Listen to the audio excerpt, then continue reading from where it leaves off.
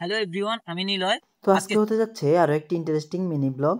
বেরিয়ে পড়লাম সাইকেল নিয়ে। তো আজকে চলে যাব হচ্ছে ফেনীর অনেক পুরনো ঐতিহ্যবাহী একটি জায়গা, যেটা হয়তো আপনি চিনতেও পারেন আবার নাও চিনতে পারেন। আপনি যদি ভিডিওর শুরুটা দেখে বুঝতে পারেন যে জায়গাটা কোথায়, তাহলে কমেন্ট করে জানান। আর যদি না বুঝতে পারেন তাহলে ভিডিও কন্টিনিউ করুন, খুব শীঘ্রই বুঝতে পারবেন। আমার আজকের এই মিনি ব্লগে আমার সাথে আছে রিবেন। অবশেষে চলে আসলাম ফেনীর সেই ঐতিহ্যবাহী জায়গা। আজকে চলে আসলাম ফেনী বারাইপুরে অচিন গাছতলায়। তো এটি মূলত 400 থেকে 500 বছর পুরনো একটি গাছ।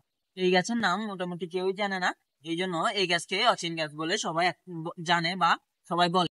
ফেনী শহরের 7 নং ওয়ার্ডের বারাইপুর এলাকায় এই বিশালাকার বৃক্ষের অবস্থান। বিরাট একটি এলাকা জুড়ে এই বৃক্ষের ডালপালা এবং শিখর বিস্তৃত। গাছটির কাছ ঘেঁষে স্থান পেয়েছে একটি মাদ্রাসা। মাদ্রাসার সাথে ইনক্লুডেড আছে একটি এতিমখানা। আবার বিশালাকার এই গাছটির নিচে পুরো জায়গা জুড়েই রয়েছে একটি বিশালাকার কবরস্থান। বর্তমানে এই গাছটির কিছু কিছু ডালপালা কেটে ফেলা হলেও এই গাছটি ধরে রেখেছে ফেনী জেলার 4 থেকে 500 বছরের ইতিহাসকে। তবে এবার আপনাদের থেকেই আমার একটা জিনিস জানার আছে, নেক্সট ফেনী জেলার কোথায় যাওয়া যায়? কমেন্টের মাধ্যমে অবশ্যই আমাকে জানাবেন। সাথে যেহেতু আমি নতুন ব্লগিং করছি, আপনাদের কমেন্টের মাধ্যমে জানাবেন আমার ভুল ত্রুটিগুলো। গাছের পাশে যে মাদ্রাসাটি দেখতে পাচ্ছেন, এটি হচ্ছে অচিন গাছতলা মাদ্রাসা।